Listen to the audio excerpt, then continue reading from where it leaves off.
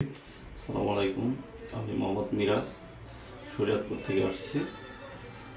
গতকালকে অপারেশন করছি। তো মিরাজ ভাই, আজকে অপারেশনের দ্বিতীয় দিন, অপারেশন শেষ হওয়ার প্রথম দিন যদিও। তো কি মনে হচ্ছে এখন, কিরকম লাগতেছে আপনার?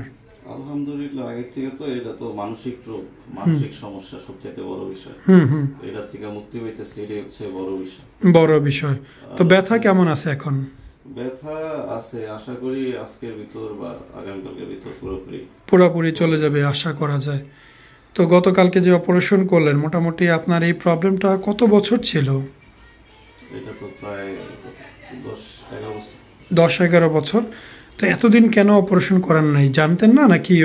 প্রথমত যে এটা যে একটা রোগ, যে একটা রোগ নামে পরিচিত, এটাই জানতেন না।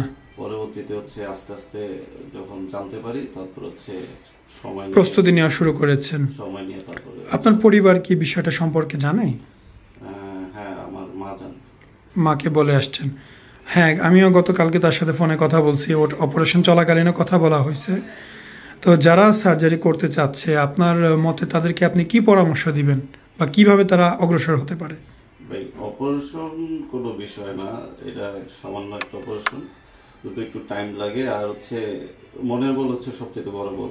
অপারেশন, যে কোনো অপারেশনের থিয়েটার ঢুকলে একটু ভয় ভয় কাজ করবে। অবশ্যই অবশ্যই। এরপরে হচ্ছে অপারেশন শেষে ব্যথাটা থাকবে। যেমন আমার হচ্ছে গতকাল রাত্রে একটু কষ্ট হয়েছে, যেহেতু একা ছিলাম।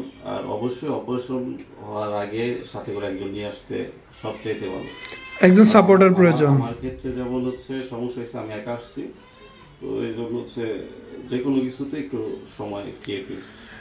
হ্যাঁ, সেটা তো অবশ্যই, কারণ একজন লোক থাকলে অবশ্যই ভালো, একজন লোক না থাকলে একটু কষ্ট।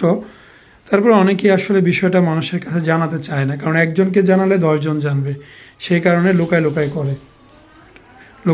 করে, এর জন্য জানায় না। তো যাই হোক, এগুলো চিন্তা করবেন না। আগামী কালকে যখন এগুলো সব খুলে দিবে, দেখবেন কোনো কিছুই থাকবে না, ব্যথা ট্যাথা সবই কমে যাবে। তো আর একটা দিন জাস্ট কষ্ট করবেন, ঠিক আছে? ওকে। আসসালামু আলাইকুম, মোহাম্মদ শাকিল হোসেন বলছি। 2017 সাল থেকে আমরা গাইনোকমার্সি নিয়ে নিয়মিত কাজ করছি এবং ভিডিও প্রকাশ করছি। এই চ্যানেলে যারা নতুন এসেছেন, আপনাদের কাছে অনুরোধ থাকবে আমাদের এই চ্যানেলটি আপনারা ভালোবাসা দিবেন এবং সাবস্ক্রাইব করবেন। এবং যারা অলরেডি সাবস্ক্রাইব করেছেন তাদেরকে অসংখ্য ধন্যবাদ। আপনারা কমেন্টের মাধ্যমে আপনাদের মতামত জানাবেন। ধন্যবাদ।